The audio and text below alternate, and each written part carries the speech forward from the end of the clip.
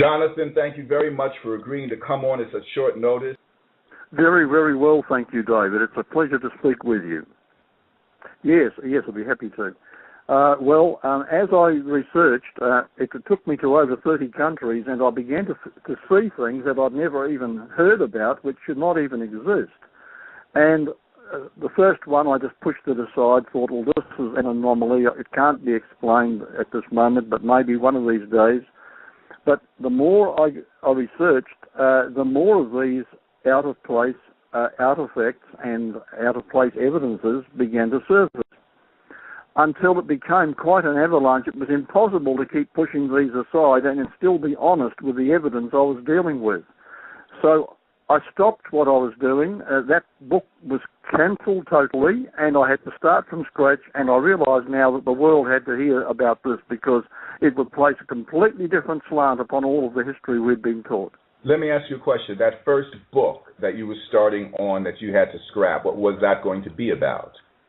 It was going to be a traditional history book, but a history of the civilizations of the world. No kidding. Wow.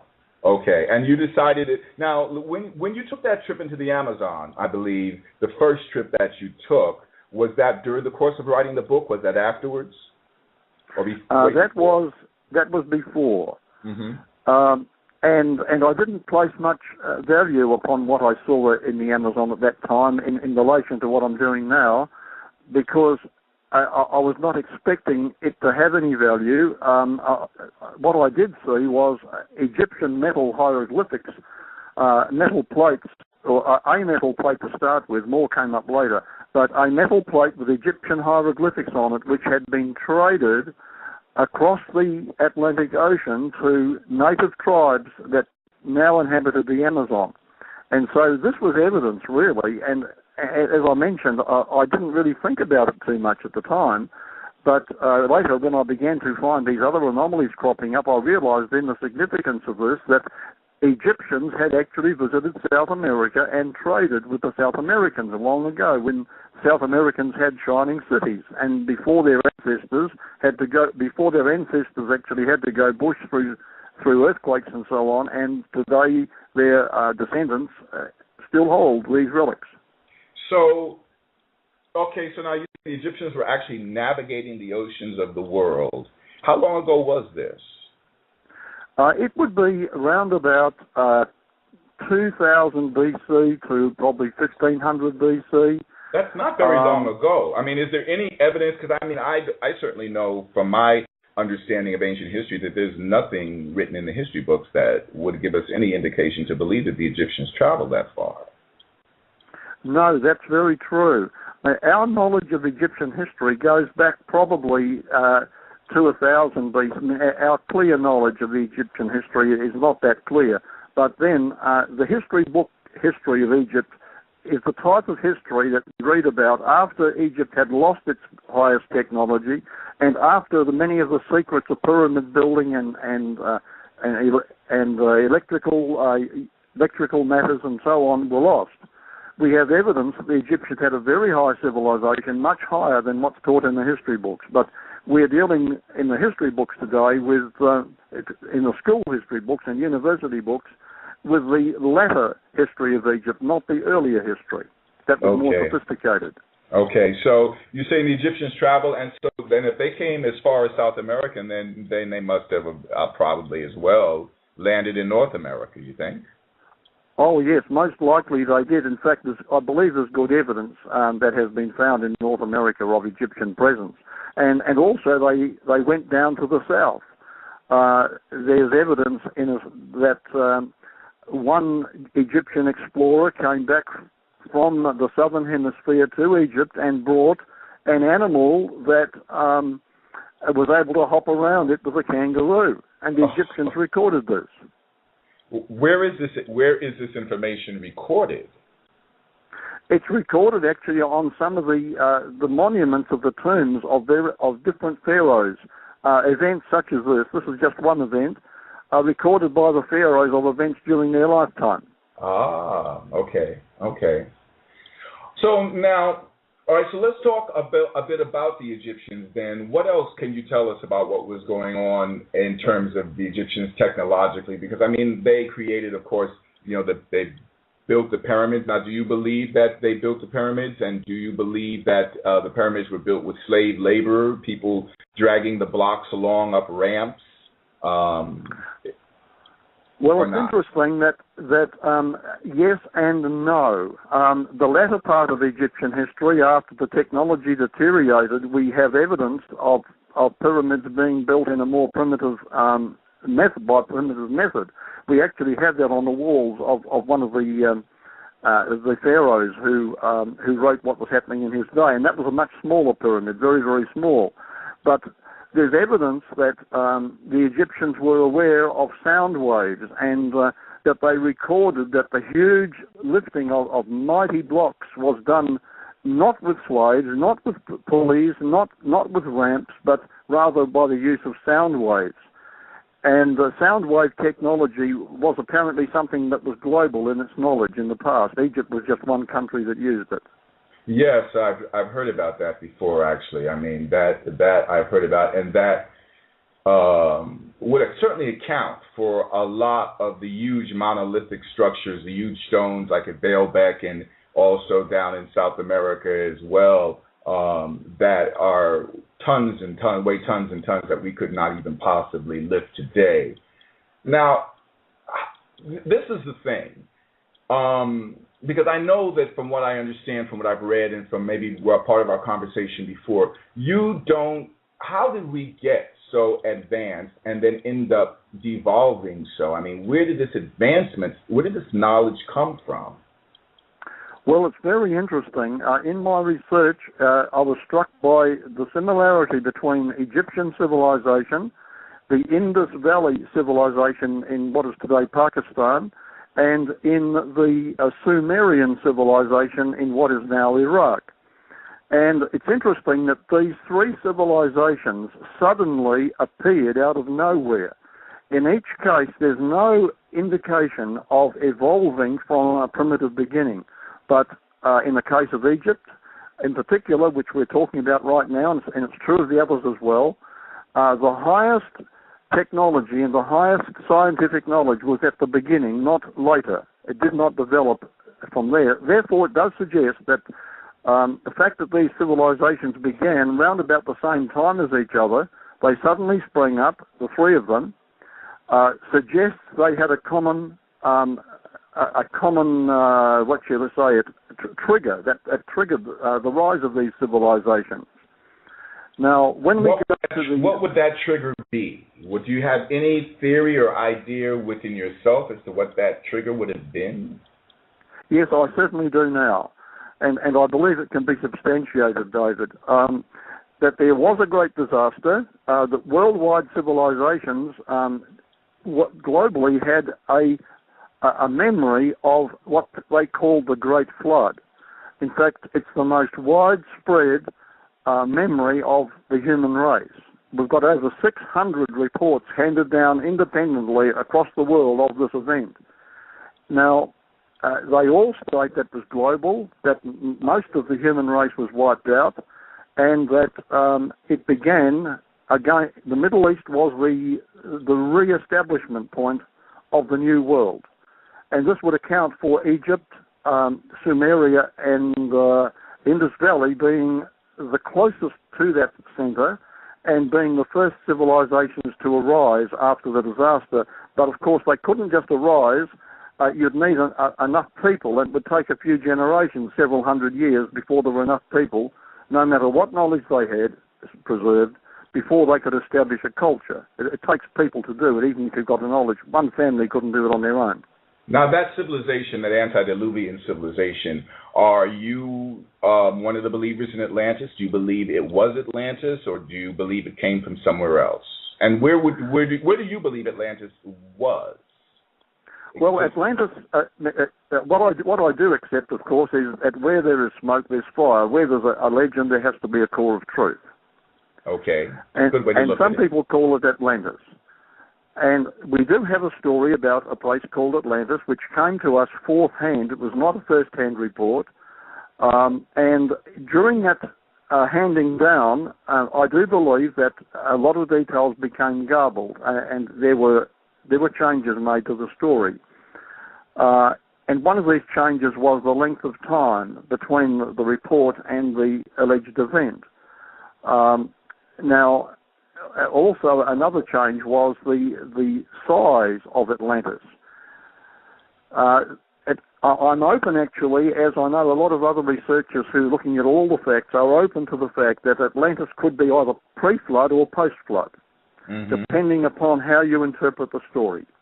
Well, if it's post-flood, then if it's post-flood, then that means we have to still find a civilization that was pre-flood. So, I mean, in order for all of the, because, I mean, I know that a lot of people do feel that, we had the extraterrestrial jump start, and I know a lot of people don't. But my question would simply be, where would all of this advancement, this advanced technology, where would this knowledge come from? That's a very good question. We have the oldest record of the pre-flood world is in the book of Genesis. A lot of people, of course, don't believe the book of Genesis, but archaeological research is confirming it as literally acceptable. And in the book of Genesis, it states that there was an industrial revolution which took place about 300 years before the Great Disaster. Okay. And that not only was metallurgy mastered, but also there were schools of metallurgy. And there was a very high civilization wiped out at the time of the Great Flood. Okay.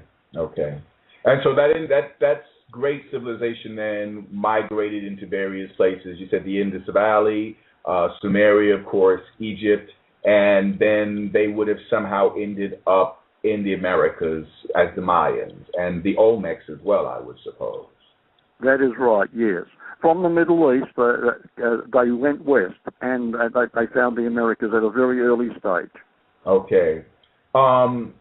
Interesting. Now, all right, so let's go back to the Egyptians again. So now we have these high civilizations, and apparently very high. Give me examples. Now, we talked just a little bit already about Egypt. Let's cover a few more examples of their superior technology, just to give a clear indication to our listeners as to how technologically advanced they were than us. Well, yes. For example, here's something that we have by inference rather than by evidence, but I think it's so interesting and it's so valid that we ought to mention it first. Okay. Whenever you go into the old buildings of medieval Europe, you see smoke on the ceilings of these buildings, the ones that are still standing. And this is naturally because smoke sources for light were used, lamps, oil lamps or candles and so on. Right. Now today we don't have that. You look up your ceiling where you are now, and I and mine, and we use electric lights, and we don't have smoke on the ceilings. It's a non-smoking source of light. You go to the oldest buildings in not just Egypt, but Asia and other places, and you will find the oldest places where there is evidence that man has lived and where he's painted beautiful paintings, particularly in Egypt, where they go inside mountains and places where sunlight could never reach. But you would need something like sunlight to execute these beautiful paintings. You couldn't do it any other way. And there's no smoke on the ceilings. No smoke whatsoever. We're talking... Yeah, I'm sorry. Go ahead. No, this does tell us that they had a smokeless source of light. And not even caverns. I don't even want to use that word. I want to use the word rooms. And tunnels that are hundreds of rooms and tunnels many, many feet beneath the earth. Are we not talking about places like that? Oh, yes, we certainly are. And mirrors have been... modern researchers have tried to use reflection by a series of mirrors from daylight into the interiors, but it's not adequate. It doesn't work. I couldn't even imagine it working at a certain point in time. So there's no known actual, artifact that points to the fact clearly that they had, say, electrical lights, or is there? No, we do not have artifacts, but we do have written records. We have many, many written records about lights that would go on and off automatically as people opened and shut doors and as they approached or left a certain area. And, of course, that does fit with what we have reinvented in our day.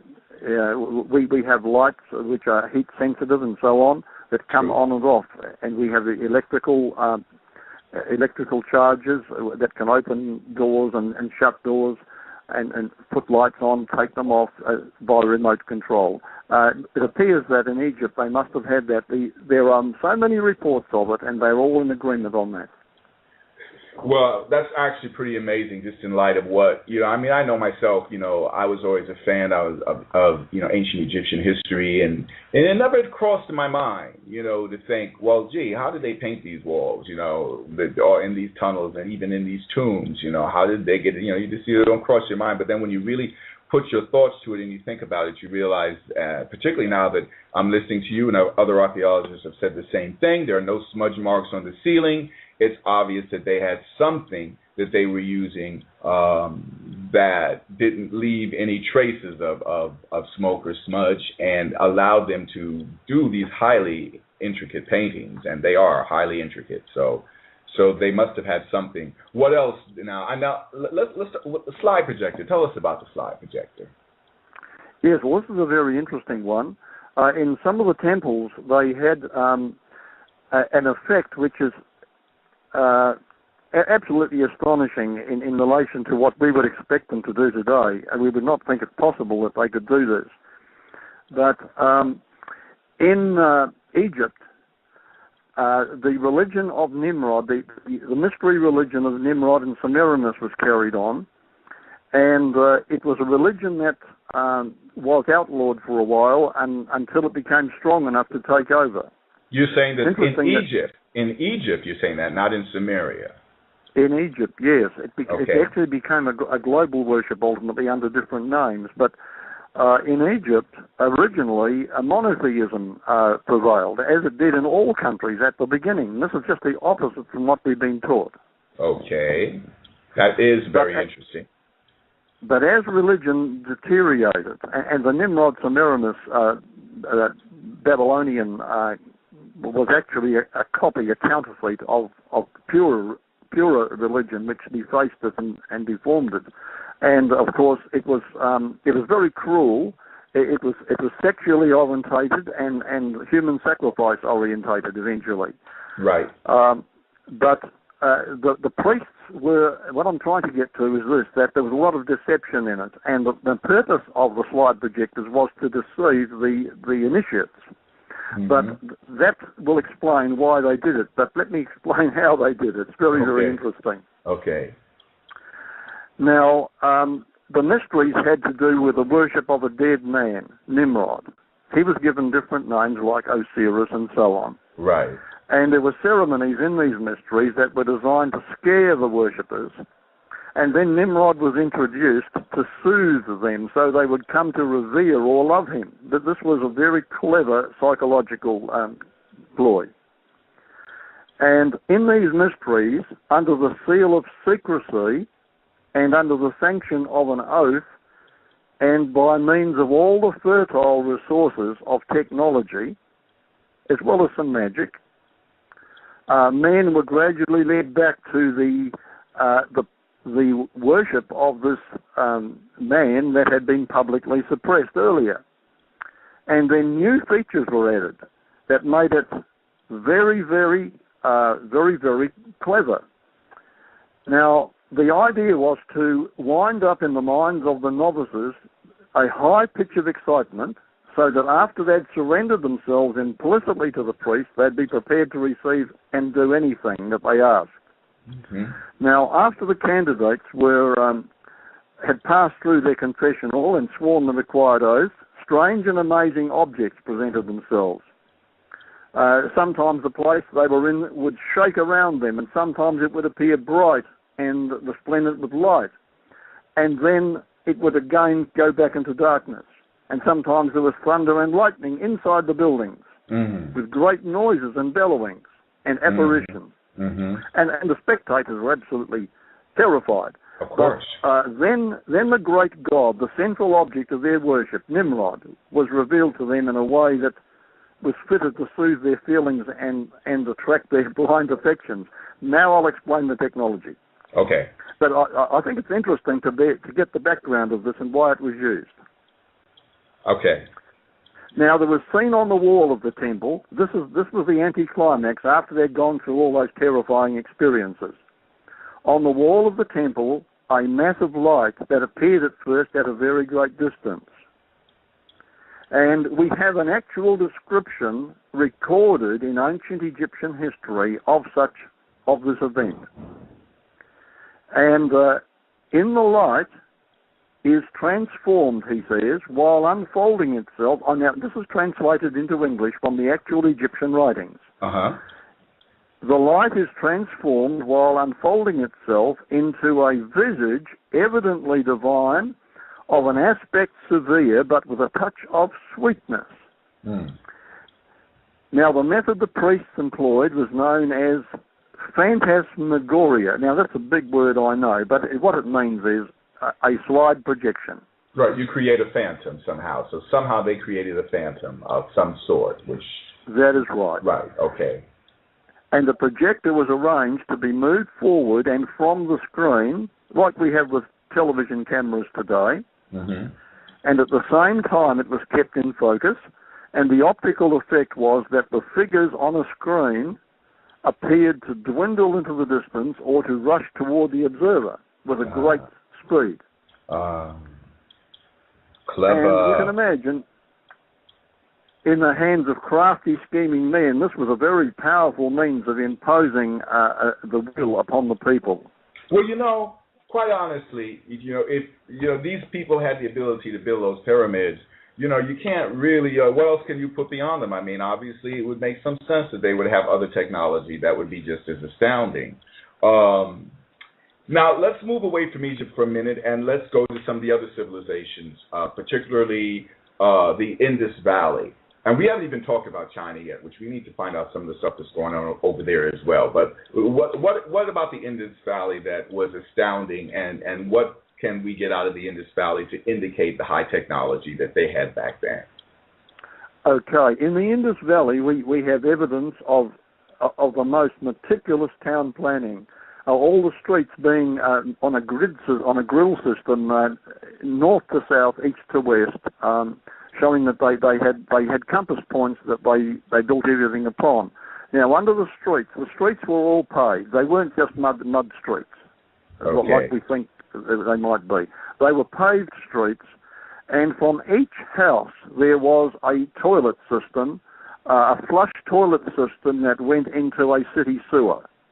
That's amazing. Okay, that is amazing.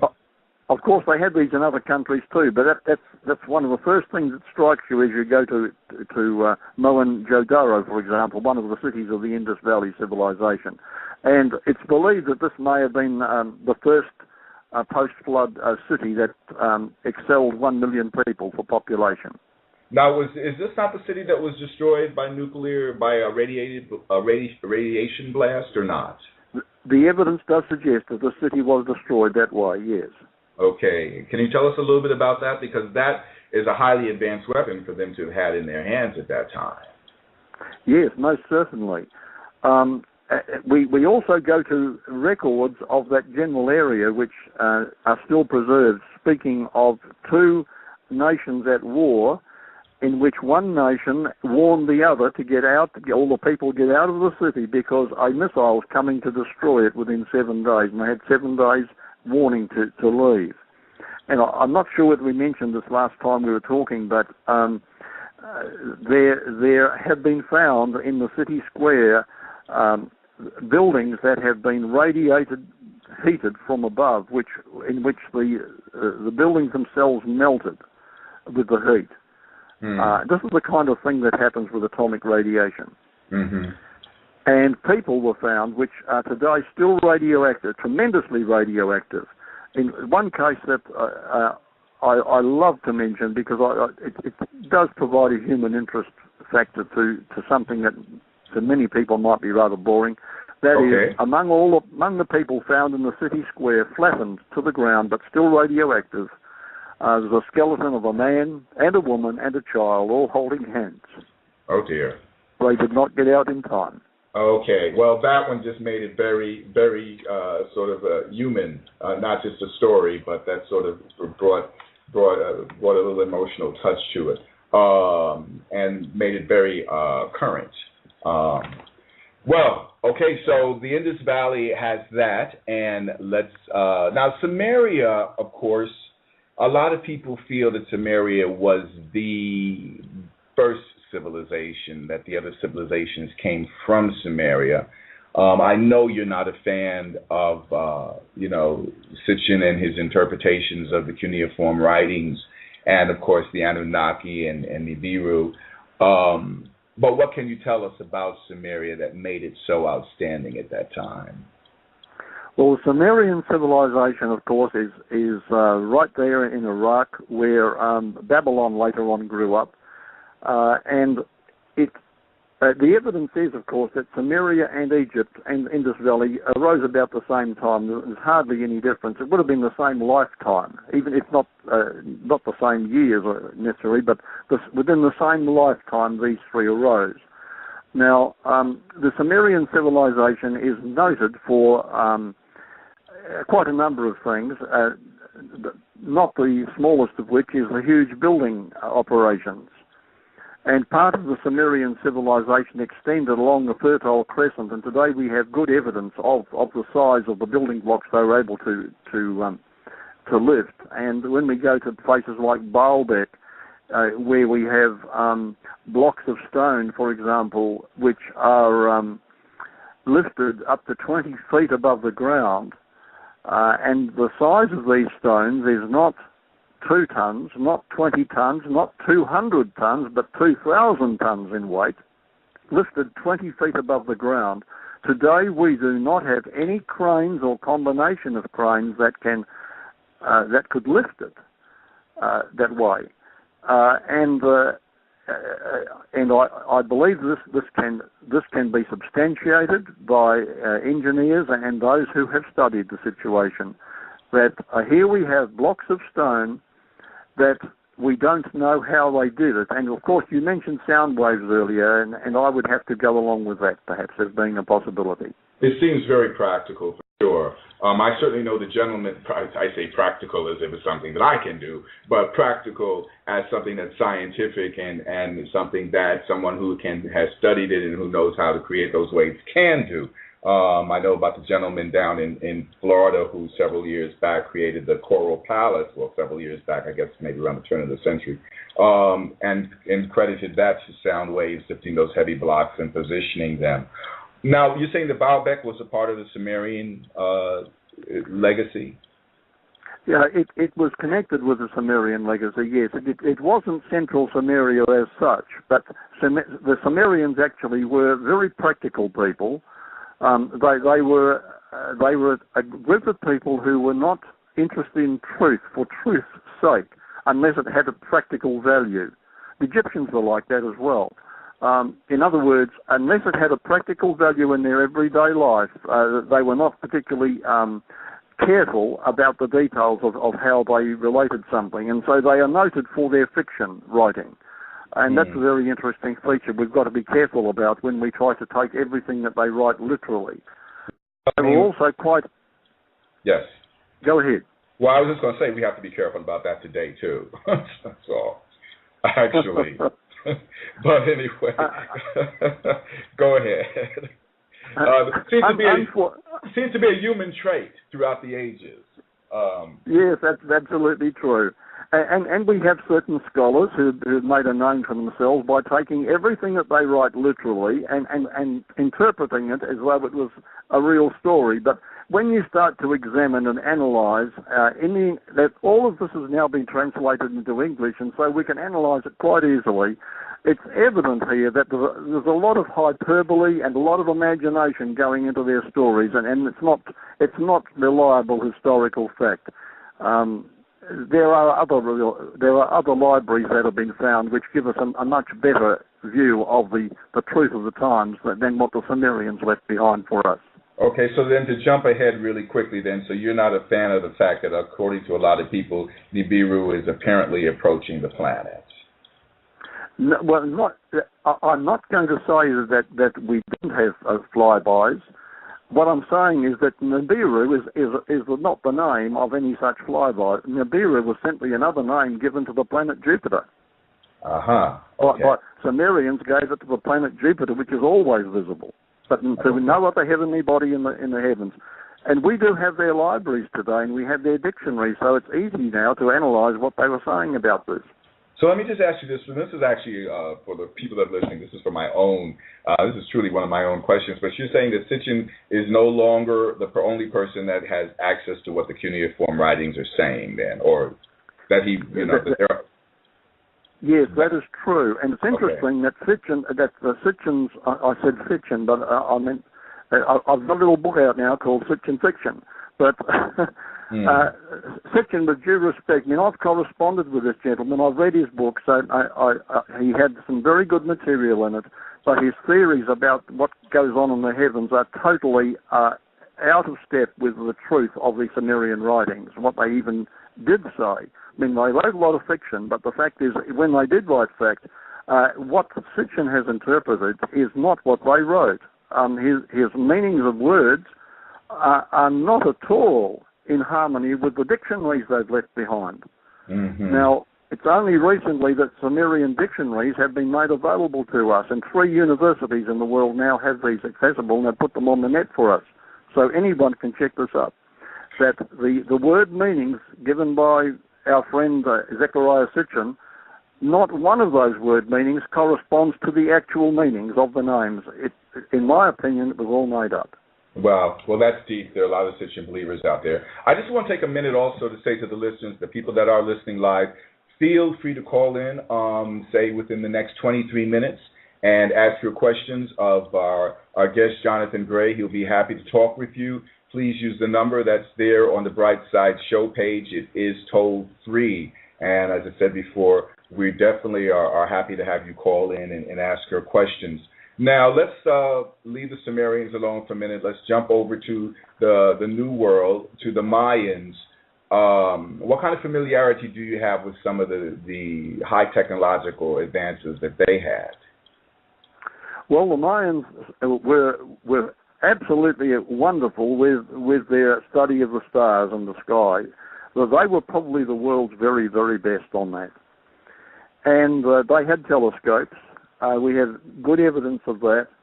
They had a knowledge of the calendar which is more accurate than ours is today, than our modern calendar.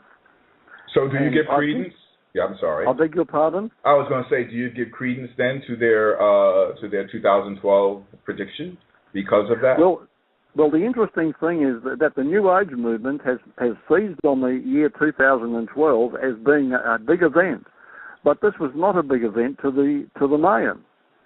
All it was in the Mayan calendar was, let's put it in a simple way.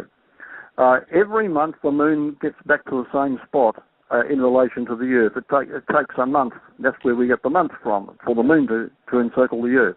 It takes our planet 365 and a quarter days to circle the sun. That's right, isn't it, roughly? Mm-hmm. And then it takes our solar system 25,000 years to circle, to do our cycle around our Milky Way galaxy. Mm-hmm. Now, these are normal cycles that have no special events attached to them. And then the Mayan broke that up into 5 cycles of 5,000.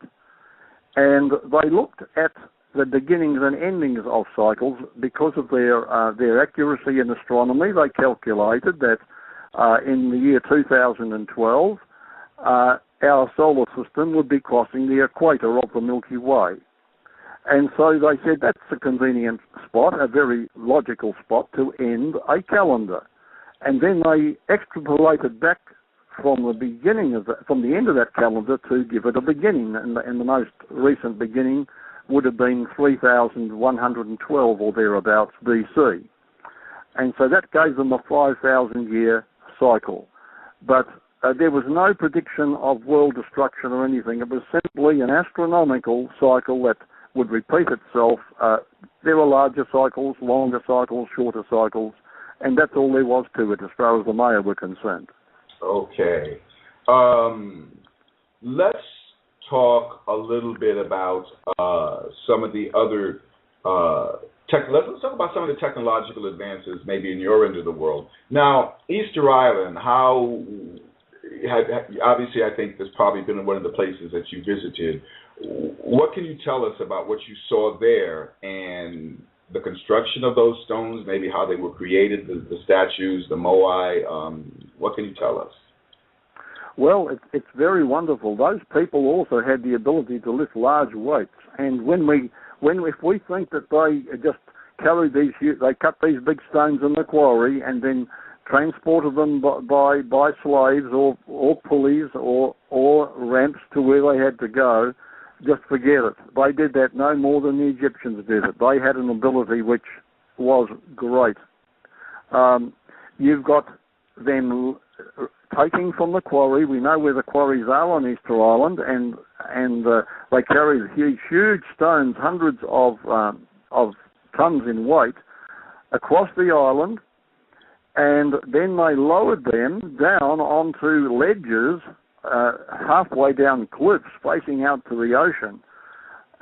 These stones were impossible to go across the island the way we have imagined, simply because they had left no traces of the rocks having been, of the ground having been worn away or scraped. They had the same technology as the rest of the world did back in those days. These people were very smart. Do you think they had a common communication system? Oh, yes, I certainly do. As a matter of fact, in ancient times, we do have records of what we would today call probably cell phones. Aha. Okay, I'm laughing. No, seriously. We have records left from us from the first century of a man called Eusebius, for example. He said, I love speaking with my friends far away. He says, I carry this little gadget around hanging on my neck like a necklace. And he said, we can talk to each other, even though there's many days' travel between us. Okay. Well, what happened to the human race then? What happened if indeed these technologies were present in our history? What happened? How did we fall so far from having that kind of knowledge to where we entered the Dark Ages and then had to climb back out with almost a whole different kind of knowledge? What happened in your estimation? That's a fair enough question. Disasters both man-made and natural. There have been tremendous earthquakes, and I think probably earthquakes would be the best example of natural disasters. And earthquakes can raise land and sink land very quickly as well. I noticed that they say Japan has moved 8 inches through the earthquake this week. Yes, indeed. And at the whole pole shift, I don't know if it's the magnetic pole or whatever, but there's been a change as well in that. So, go ahead. So changes can come very suddenly, and we don't even know it. The rest of the world wouldn't know about it. In fact, land has risen 2,000 feet overnight in South America. We've got the city of, I'm deviating here a little bit, but we've got the city of Tiwanaku in Bolivia, which was a seaport. But now it's 12,000 feet above sea level. And that happened pretty quickly. Yeah. And I heard that people who climb to the top of Mount Everest find sand. So Yes, they do, and water creatures. Yeah. Sea creatures. Yeah. So that's a little unnerving, really, because as we see, and I know I'm deviating now too, but as we see with what happened in Japan, change can come at a drastic level right away. I mean, take a group of people, a town, a nation, a country, a landmass by surprise, and alter everything. So you think that had something to do then with how we could, fall so far technologically? I would think that would be one contributing factor. Certainly for the South American civilizations, they were wiped out mostly because of disasters like that. However, in the Middle East and Asia, there was warfare, and nuclear energy was involved. And when you get such a thing, it's not the less advanced nations, the third world countries, as we call them today, that would get wiped out so much. It would be the most advanced nations fighting each other that would wipe each other out. Okay. And of course, and then there's this cultural aspect that can destroy civilization as well.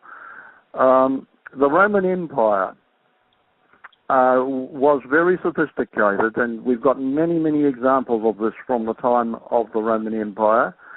But when it disintegrated, the barbarians came from the north, and the Roman Empire just fell apart.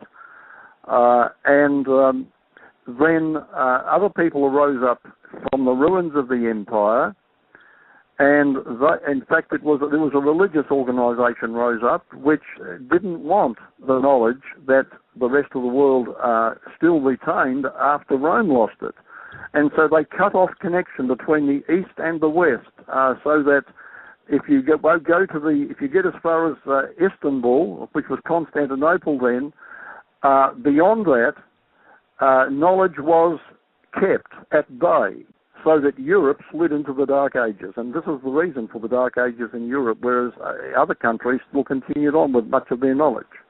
You know, just as a byproduct of what you're saying now, and this is a question I think I wanted to ask you the last time, what kind of knowledge do you think was lost in the fire at Alexandria?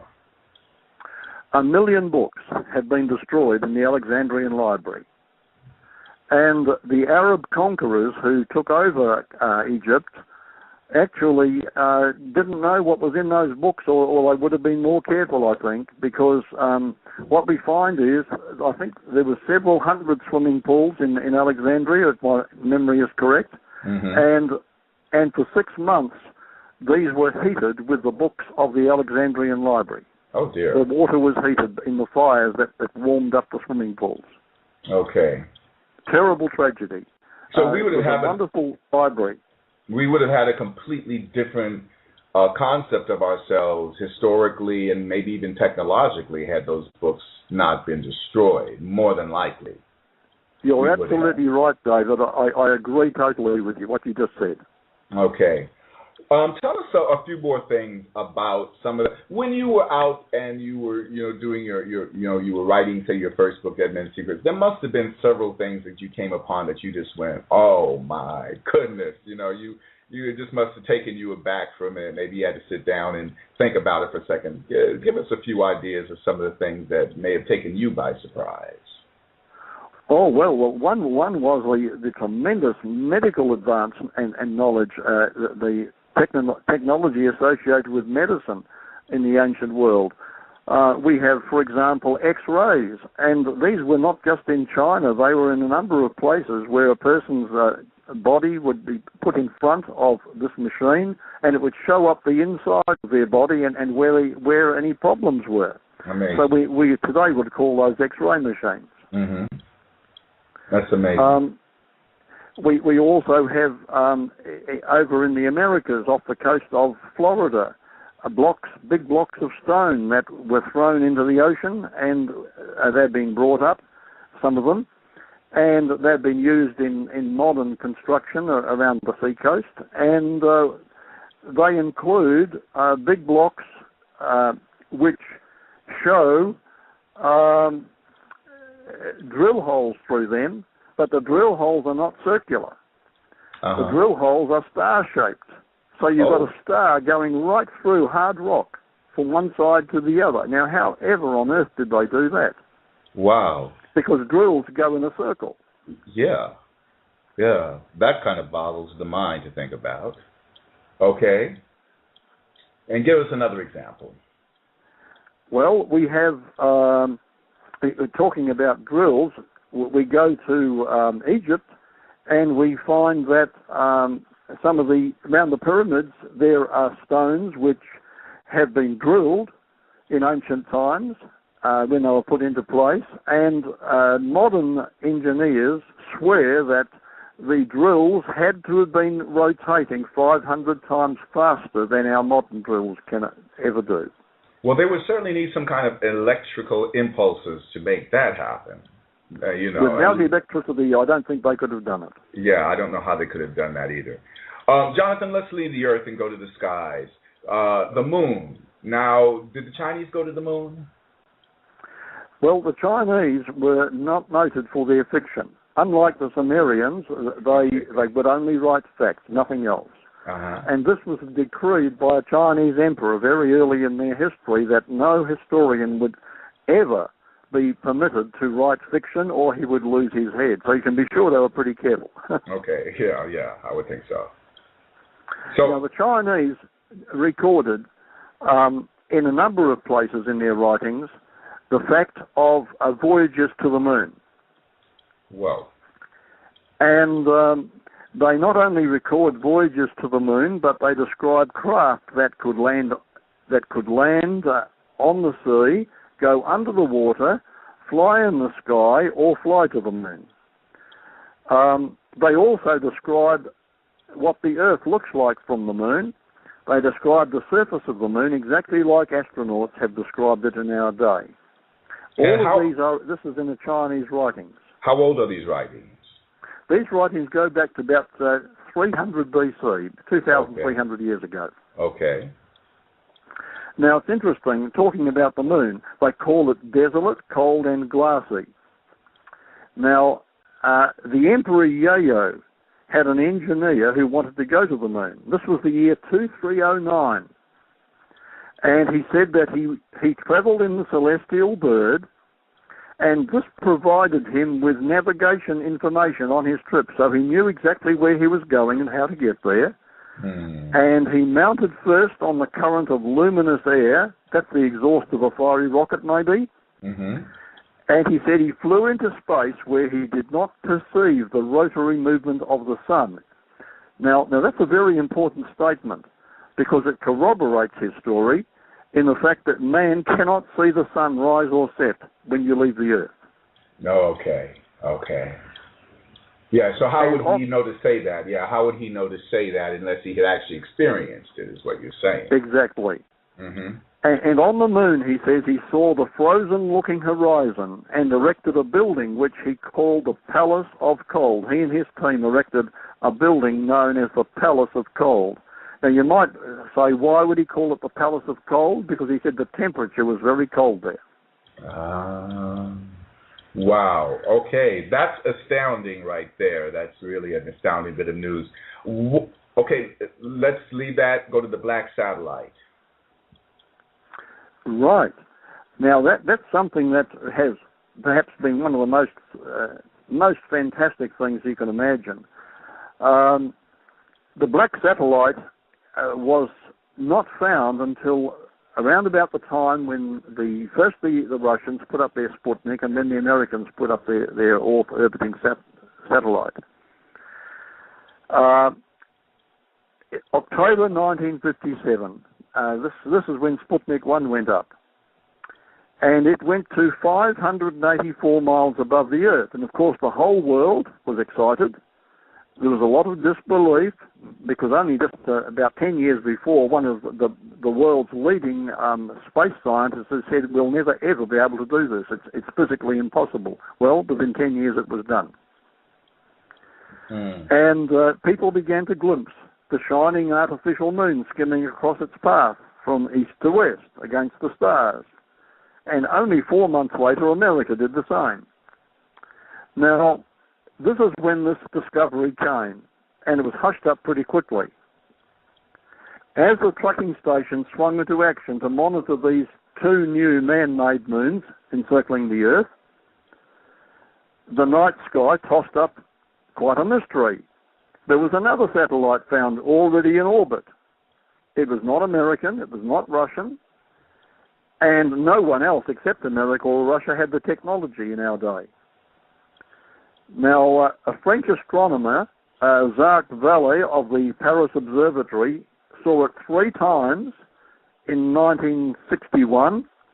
He got 11 data points on it in 45 seconds, and he concluded that it was orbiting in reverse, North Pole to South Pole, at an altitude not of 500 or 600 miles above the Earth, but 22,000 miles above the Earth. Oh. You can imagine how the experts were jolted by that. Yeah. And the interesting fact about this is that it was not until I began researching for the takeover book, which cancelled the other book, Dead Men's Secrets, that I began to discover references to Earth orbiting satellites in the writings of the ancient races. Now, okay, there's a couple of things, and this could take a much longer conversation, even what we have left in terms of time. But now, the Indus Valley civilizations were pretty clear in their writings about the Vimanas. What do you feel about them? Oh yes, most certainly. And if you compare the Indus Valley writings with the Indian writings, you'll notice that these Vimanas are given where there's instruction books written, which are now being translated, have been translated, and they're being looked at in American universities here and there, as well as universities in some other countries. And there are instruction books on how to construct a Vimana and how to avoid collisions in midair with other Vimanas. And some of these so-called Vimanas, whatever we want to give them a name, could contain up to 300 passengers.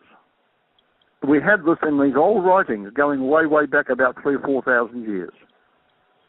Wow. Now, the thing that I find the hardest to understand in all of this is it seems like to me this could be more easily grasped if these civilizations existed 12,000 years ago or maybe 15, because then it would seem like, okay, well, here's a long enough period to lose all that technological knowledge in. For it to get lost in, you've got 15,000 years. Okay, well, it can go somewhere. But you're according to you, this is maybe just 3,000 years BC, 2,000 years BC. That's not very long.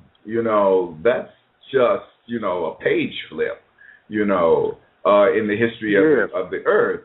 So I find that to me it makes it a little less plausible. But I mean, we certainly can, no matter how we date these things, they obviously existed for these people.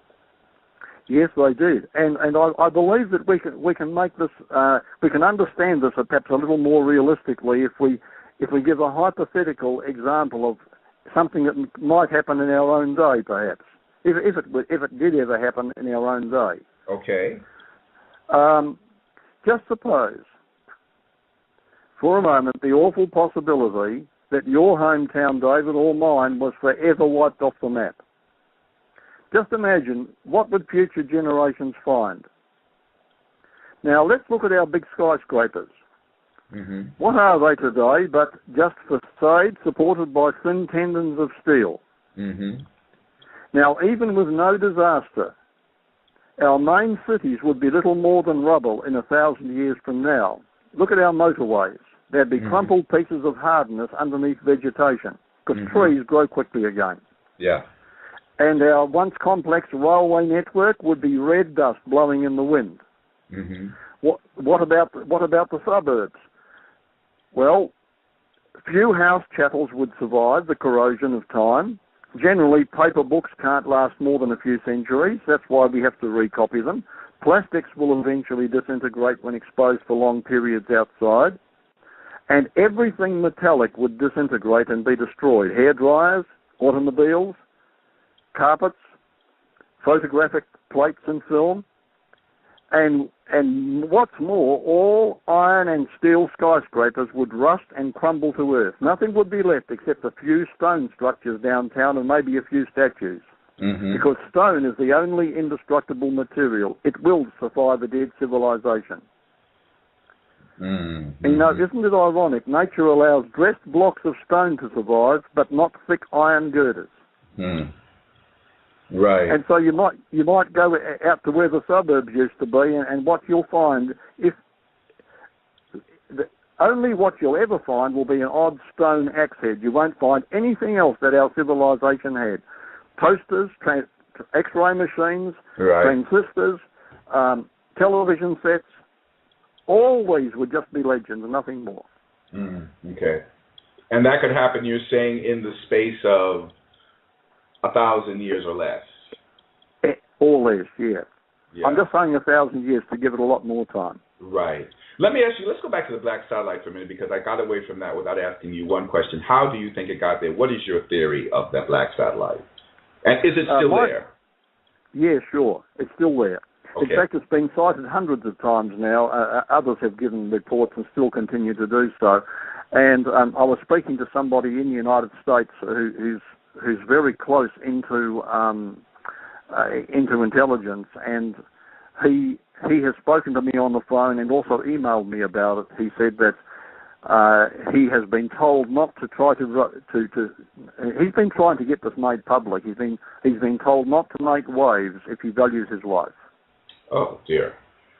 So now that's trying to get details about it, but generally speaking, we can talk about it so long as we don't try to get too deep. But let's put it this way: it's up there still. A lot of people have seen it. A lot of scientists are probably still tracking it. There was a desire of one group to go out there, to get up there somehow and see if they could get inside it. To my knowledge, that has not been done, although I can't be certain. However, there's a huge swath of secrecy over it.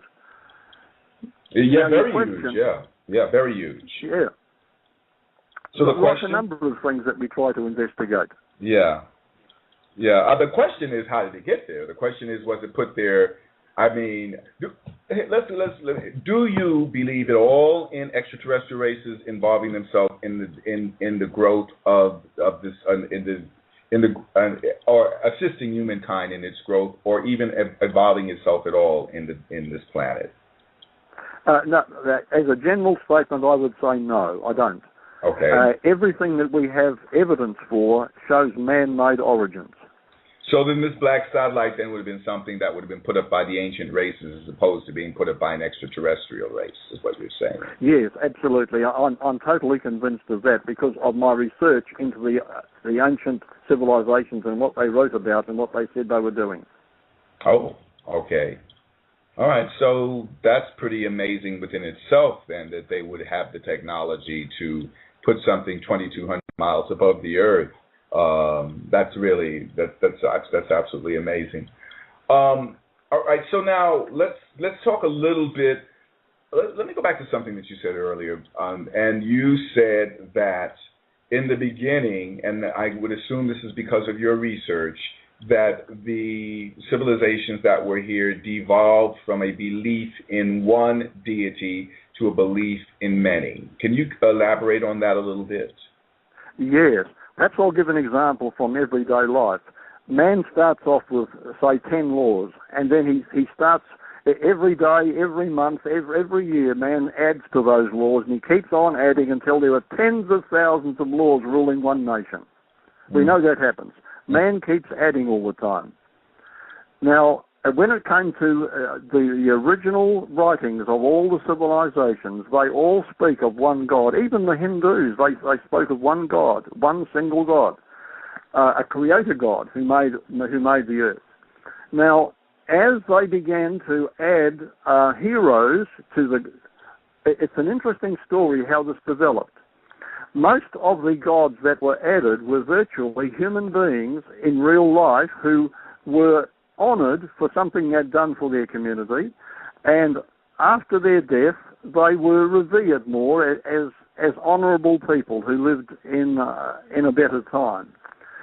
But human nature being what it is, they began to add to the attainments of these once human beings, and they elevated them by saying, well, this man's spirit has gone up to the stars.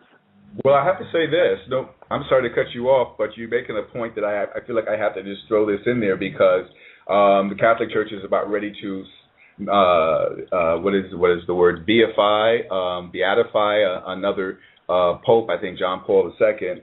And it seems to be that certainly illustrates what you're saying, that they take, even in terms of how the church itself has taken exemplary citizens or extraordinary people in service to the church and relegated them to the status of saints. And once they are saints for, say, a couple, 50, 60, 70 years, for most people, they may as well be praying to God. So that sort of does illustrate your point.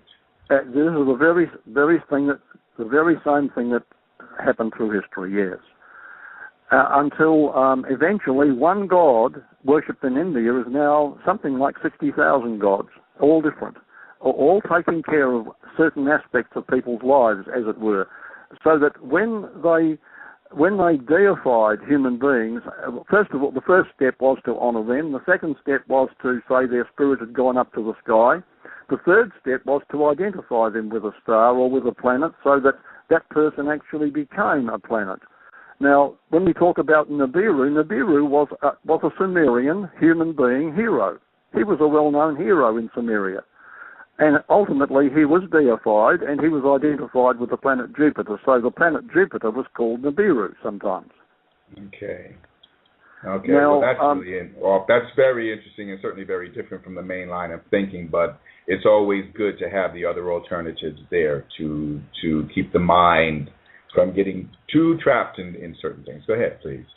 Yes, and then they began to look up those stars and say, well, these stars can influence us and help us. These people were once nobles who helped the human race, so that star, that planet can be of help to us. And this is how astrology developed. And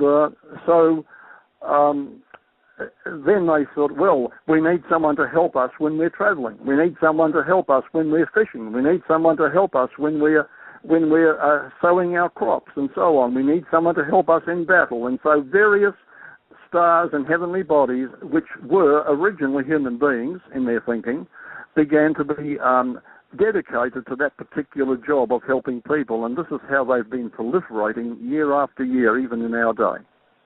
Okay. All right. Well, that's certainly a very interesting take on and a different take, but one that, it may well help some people to understand a little bit more, how people have sort of developed in terms of starting off with the monotheistic approach and then gradually it becoming, many more gods that people worship. We certainly are seeing the same examples today, so we can't certainly say that it didn't happen that way. Now, in terms of something that we had mentioned the last time, and I think that, we were just getting into it when we actually had to end the show due to technical difficulties, and when you were talking about stuff being dumped into the Atlantic Ocean. Do you remember that? Yes. You're speaking of artifacts being dumped into the sea, yes. Yes.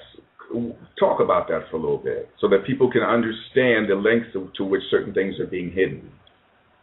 Yes, well, there's a magazine in Australia, a good friend of mine, Duncan Rhodes, runs it. It's called Nexus Magazine. I don't know if you have it in America in the shops or not. Yes, we do, yeah. Right. And Duncan and somebody that was writing for him uncovered the fact that the Smithsonian Institute, the Smithsonian is dedicated to public dissemination of knowledge for the world. But it's been taken over by a group of men in recent years who are more intent on protecting a theory that's also around us. And so anything that they're given that seems to threaten or put that theory at risk is put down in the basements. It's hidden or lost. Is deliberately lost, or else it is.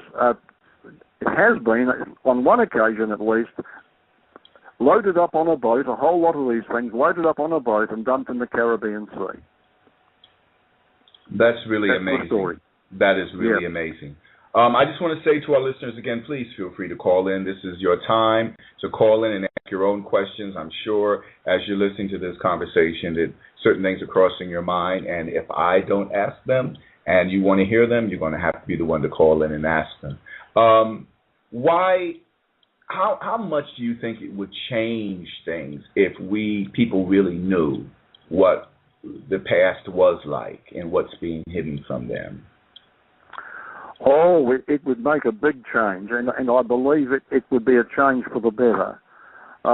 Today, unfortunately, and I write about this in my book, so I might as well mention it on air, we are taught a theory that man has come from an ignoble past, from a muddy past, as some microbe in the slime, and that he has gradually developed to where he is now, and that each human being is an accident.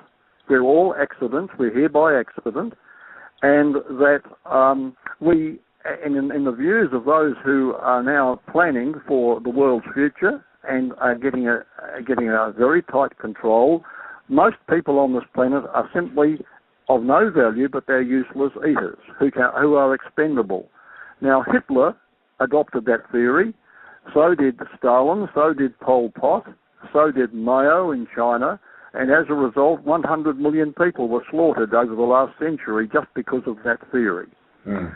Now, that's a dangerous theory in my mind, and we've got to get rid of it. And a revised history will show us that our ancestors were dignified people.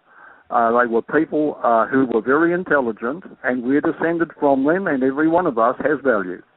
No, and I appreciate you saying that, because that's something that everybody needs to hear and everybody needs to understand, is the value of their own individuality and how much it is worth. Now, this is something that you do cover, I believe. I don't know if it's in Dead Men's Secrets, but you do cover this very interesting tale or legend about the caves. And in the caves, there are drawings of people wearing modern clothing. Now, tell us a little bit about that. Yes, well, we're taught that cave people were primitives, and that they were just evolving from savagery. This is what the popular view is, as we all know. Now, wherever we want to go, let's go to West Borneo, for example, in Indonesia. There's a network of caves. You can go there. They're hollowed out like a cathedral. Like a great cathedral under the sky, and within them fabrics of extreme fineness and delicacy, which have been produced on a loom, on a machine that makes clothing, was found in the cave, which was inhabited by these so-called savages. We go to the caveman art, and if you go to Spain, to Altamira, for example, you will find paintings there inside that cave as good as modern paintings. And they're made how long ago do they date back to? There's writing in the caves also, which is almost identical to the writing of the Sumerian people of about 1000 BC. At the very earliest, 2000 BC, the scripts that we're finding in these old caves is like the scripts found in the civilizations of 2000 to 1000 BC. So these caves are contemporary. That's really, really interesting.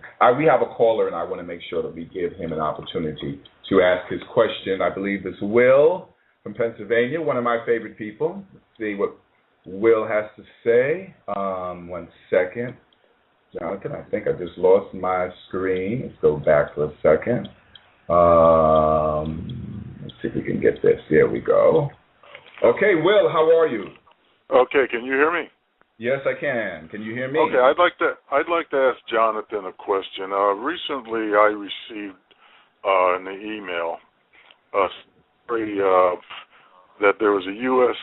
led search team by a professor from University of Hartford, Connecticut, who is saying that he's found, or he believes he's found, the submerged city of Atlantis north of a place, I'm probably going to mispronounce this, called Cadiz, Spain, buried at Dona Ana Park. And I was wondering if Johnathan knew anything about this, or if he thought that this has anything to do with Atlantis.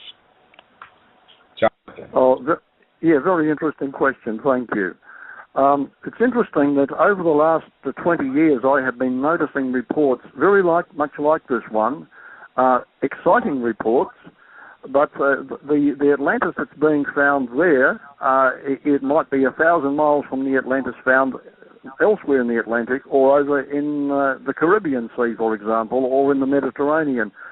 We're hearing so many wonderful reports of lost cities that are drowned cities, and that they all exist. Every one of them is real. But to identify it with Atlantis, of course, is a different matter. Okay, I see. Can I ask last question before I go? Please. I'd like to ask Johnathan, what do you think of I believe, what do they call it, the Bimini Wall? The Bimini Wall, yes, very straight wall, man-made definitely, not natural accident, and it's conformable to other walls found under the ocean as well, which definitely were constructed when the land that's now submerged was above sea level. There's been a lot of rising and falling of land over the centuries, and just like the Bimini Wall, I think it's something like 200 or more cities around the coastlines of the world are submerged that are now known. So I would think earthquakes have done a lot of this. It's not all the rising of the sea level, but earthquakes as well. Okay. Okay, listen, thank you very much. Thank you, Will. Thanks for calling in. Okay, bye. All right. Bye-bye. So, all right. So, let's just come back over to the Grand Canyon for a minute and G.E. Kincaid and his expedition into the Grand Canyon. And now that area of the Grand Canyon has been closed off to hikers. From what I understand, even the park people themselves really don't frequent it a lot. But that area of the canyon has Egyptian names, Temple of Osiris or Isis, also Hindu names as well. And then G.E. Kincaid claimed to have found this cave in which there were, I think, Egyptian / Far Eastern artifacts. Do you feel that that's a valid legend? Yes, I do. I certainly do. The newspaper report is a genuine report. There's no reason. In fact, let me put it this way: the policy that archaeologists normally follow is to believe an ancient report or to believe any written record unless there's good reason to dispute it. And there is no good reason that I know of to dispute the newspaper report as not being genuine. Firstly, we're dealing with a report that named, it was published at the time when the event is supposed to have happened. The people are real people. The locations are real locations. We're looking here at also a Smithsonian man who, Kincaid, being on a Smithsonian expedition, and I've had an email from the grandson of a gentleman who apparently was alive at the time, and the email stated that this man was present when artifacts from that cave were sent across, when they were shipped across to the Smithsonian in the eastern states. You go there today or you contact them today, they don't know anything about it. Now, this to me is typical of what goes on with certain organisations who are now renowned for their cover-ups. That's pretty amazing. I mean, the fact that, I certainly know growing up in school here in the United States, you have a certain history of the country, and when I first picked up a magazine that even hinted that Egyptians were over here or that the Phoenicians were over here or even the Hebrews were over here, I was a little shocked. I mean, I'm a fan of ancient history, so I felt a little offended, really. I was just like, whoa, I've grown up all my life, and all you need to tell me this has been happening, and this happened, and I've been led to believe that, it wasn't until 1492 or whatever that all of a sudden this new land was discovered. Meanwhile, people have been coming here all the time and leaving artifacts behind. So it does really make a difference, I think, in how a human being perceives itself. If that person has a clearer idea of what's going on before it. So this news obviously is pretty interesting. Are there any other cities or anything that you think might be here in the Americas that maybe people don't know about, that maybe they should be more aware of? Well, there's a half covered up area in Texas where with huge walls like the walls of the city that has been reported from time to time. It's never been excavated, but there could be well worth an expedition right there in the United States and Texas to zero in on that spot and perhaps start digging deeper. And the walls that have been seen go down very, very deep into the ground. So there could have been something rather big there. I can't give the actual location because I'm just remembering something that I've studied earlier, but I've got it documented here somewhere in my office. And I can give details. Do you think that North America would have had maybe itself as grand a civilization as the Mayans or the Incas at some particular point in time? Oh, yes. In Canada and in Mexico, there are reports of a great civilization that was wiped out between them. In other words, to the Canadians, it was south of Canada. To the Mexicans, it was north of Mexico. Okay. And what country lies between them? Well, there you go. Okay. Good old U.S. of A. Uh-huh. Well, that's some interesting bit of information. Well, go ahead. You were going to say more. Sorry. Yes, actually, in the Death Valley region, early explorers in the 1800s left behind documentation of their visits and stated, a number of them, that there appeared to have been a great city near is it the Gila River, Gila? Okay, that works. Between the Gila River and the Death Valley main region, and that this city appeared to have, the streets were still, the outlines of the streets were still there, and one of them mentioned a particular building that he came across that looked as though it had been melted from above.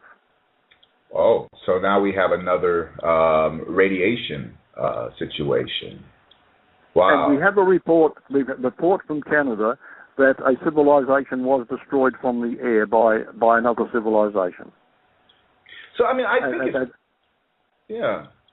A civilization in America. And the Death Valley area does appear to be a focal point of something in the past. Well, having the name Death Valley itself almost seems symbolic of something coming from out of that, of something having been there that had, died almost. I'm sure the name comes from maybe just the aridness of the land and et cetera, et cetera, et cetera. But maybe there was even more to it than just that. Okay, this is really some fascinating stuff that we've been talking about because it really appears that the human race had a very advanced history, one that we're not really used to hearing when we read the books, of course. I think you were the one that mentioned in either in our last interview or whatever of the caveman, knocking the woman over the head with the club and dragging her off to the cave.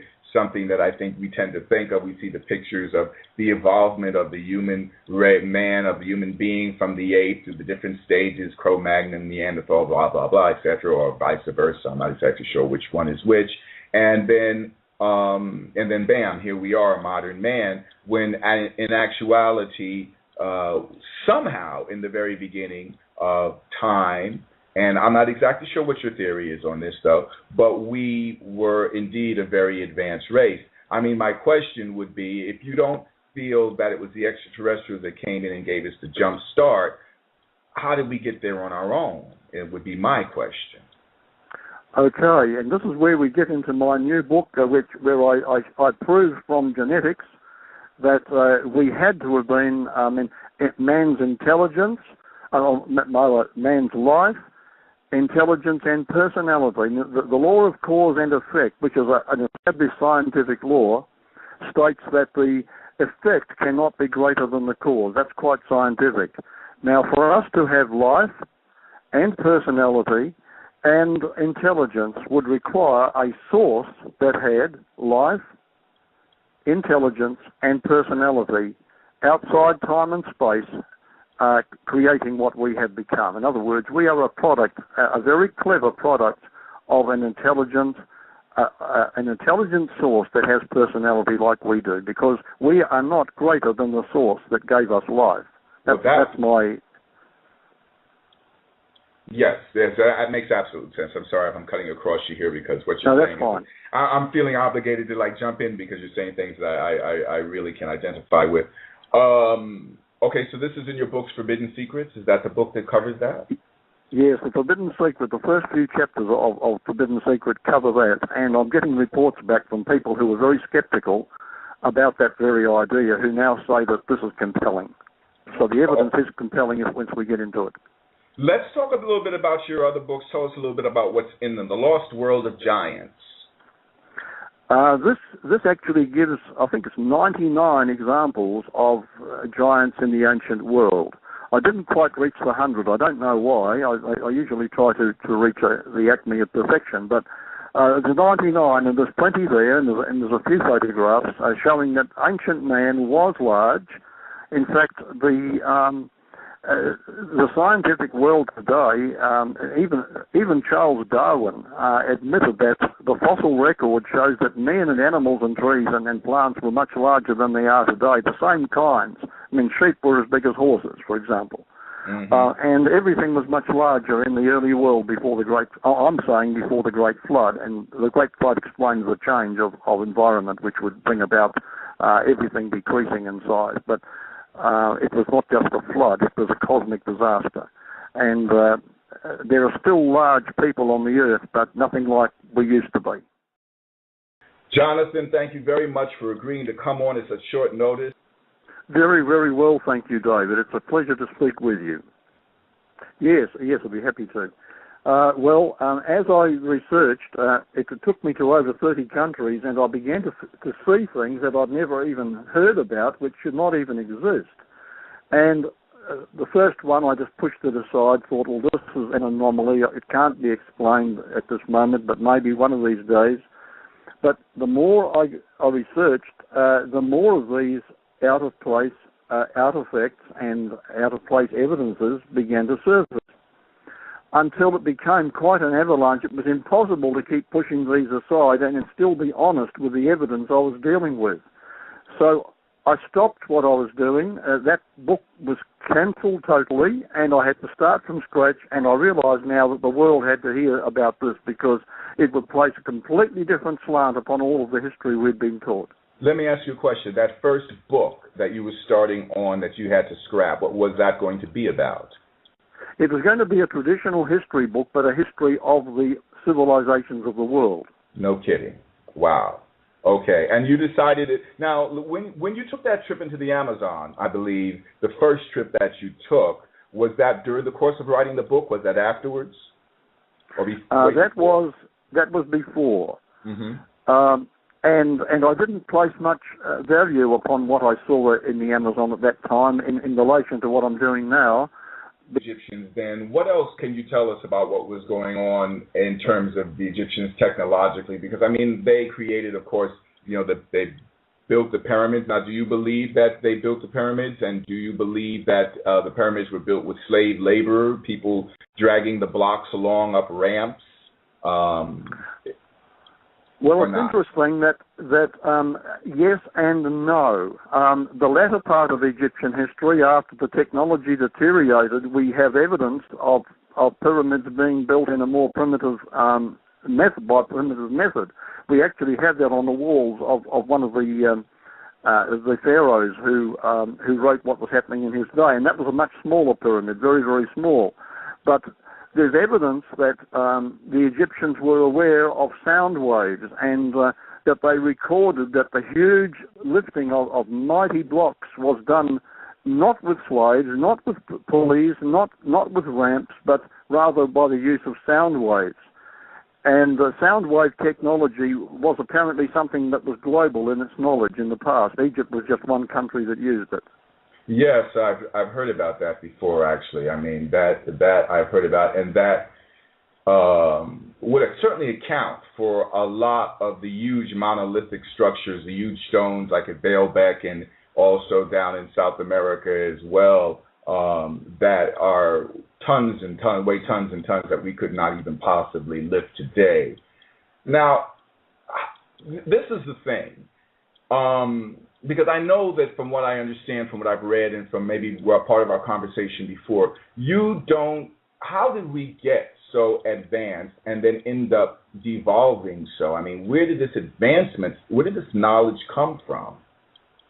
Well, it's very interesting. In my research, I was struck by the similarity between Egyptian civilization, the Indus Valley civilization in what is today Pakistan, and in the Sumerian civilization in what is now Iraq.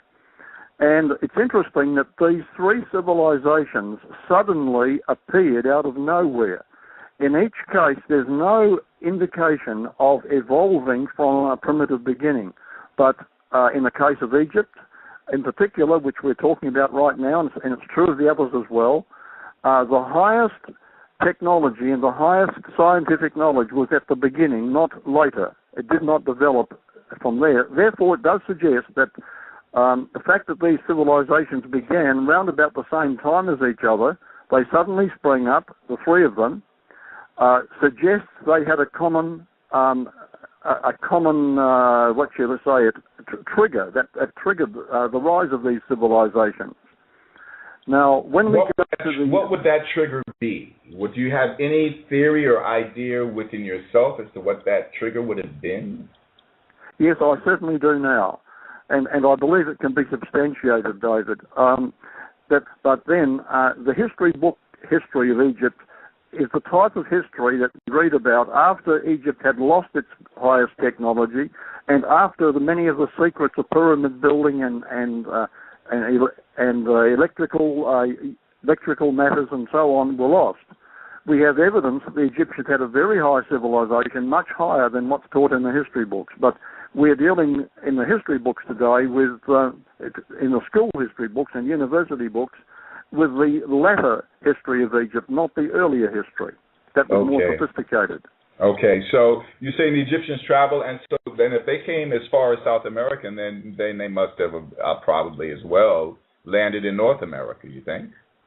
Oh, yes, most likely they did. In fact, I believe there's good evidence that has been found in North America of Egyptian presence. And also they went down to the south. There's evidence that one Egyptian explorer came back from the southern hemisphere to Egypt and brought an animal that was able to hop around. It was a kangaroo, and the Egyptians recorded this. Where is this information recorded? It's recorded actually on some of the monuments of the tombs of different pharaohs.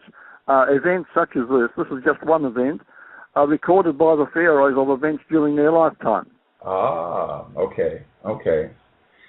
So now, all right, so let's talk a bit about these. Because I was not expecting it to have any value. What I did see was Egyptian metal hieroglyphics, metal plates, or a metal plate to start with, more came up later, but a metal plate with Egyptian hieroglyphics on it, which had been traded across the Atlantic Ocean to native tribes that now inhabited the Amazon.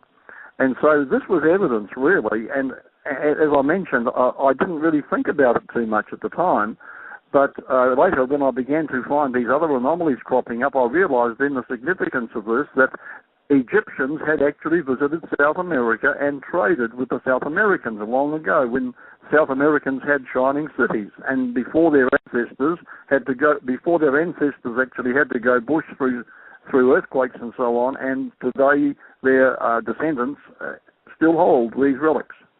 So now you think the Egyptians were actually navigating the oceans of the world. How long ago was this? It would be around about 2000 BC to probably 1500 BC. That's not very long ago. I mean, is there any evidence? Because I mean, I certainly know from my understanding of ancient history that there's nothing written in the history books that would give us any indication to believe that the Egyptians traveled that far. No, that's very true. Our knowledge of Egyptian history goes back probably to 1000 BC. Our clear knowledge of the Egyptian history is not that clear.